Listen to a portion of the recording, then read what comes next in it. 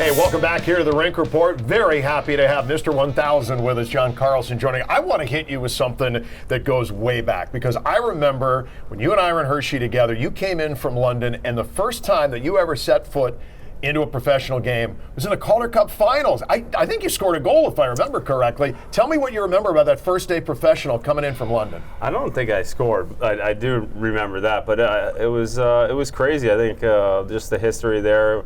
Having to jump in during playoffs is a whole different animal too. But when you're young, I guess you're kind of just numb to what anything really is anyway. So it was fun to just jump in and play and start contributing. You know, speaking of the young guys, something Coach Spencer Carberry talked about the other day. He said, you know, not only are you playing the most minutes of your career, he said, leadership-wise, he sees the things you're doing on the bench, and you're not only helping the young defensemen, he said you're also helping Hendrix Lapierre in the forwards. When did you kind of take it upon yourself to start helping young guys find their way? Well, I think the mentality of any team athlete, I would say you're trying to make everybody around you better. You're focused on yourself. There's plenty to be focused on with each individual, but I think just as a teammate, you always are trying to make people better, whether it's on the ice, off. I know that me as an older guy now, I still take so much from the young guys. I still learn so much from them. They breathe life into a lot of things, which is great. But yeah, I try to help everyone. I think I remember being a young guy for a long time.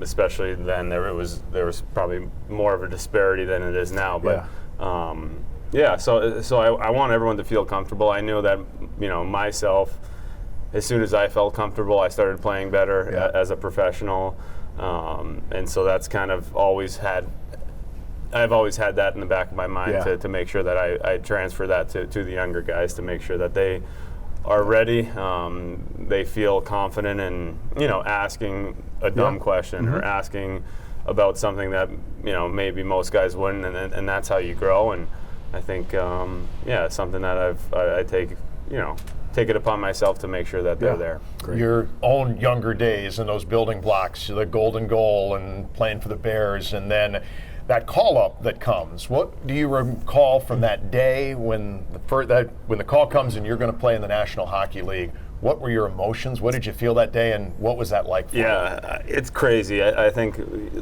thinking back to it, you're kind of like monitoring everything that's going on. When am I going to get? Did someone get hurt? I heard this guy left the game. Whatever it was, as a young guy, you're in tune to all that stuff. So. Sure.